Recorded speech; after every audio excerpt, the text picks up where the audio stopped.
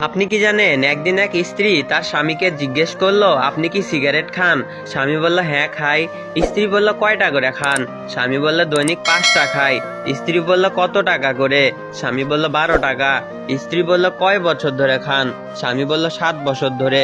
তখন স্ত্রী বলল, আপনি যদি প্রতিদিন 5টা সিগারেট খান 12 টাকা দামের, তাহলে হয় 12 গুণ 5 60 টাকা, মাসে হয় 1800 টাকা, বছরে হয় 21,600 টাকা, আর 7 বছরে হয় 1,51,200 টাকা।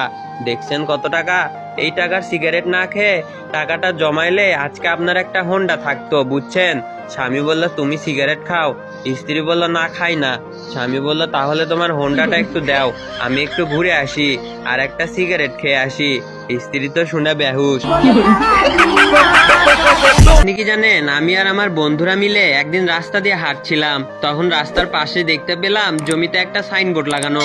সেখানে লেখা ছিল জমিটি বিক্রয় হইবে এবং তার নিচে একটা মোবাইল নাম্বার লেখা ছিল। আমার বন্ধু সেই নাম্বারটিতে কল দিল। দেওয়ার পর জমির মালিক ফোনটি রিসিভ করে। তখন আমার বন্ধু বলল, চাচা জমি বিক্রি করবেন কেন?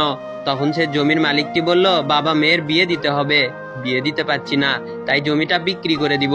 তখন আমার বন্ধু বলল, চাচা আপনার জমি বিক্রি করতে হবে না, আপনার মেয়েকে আমার সাথে বিয়ে দিয়ে দিন।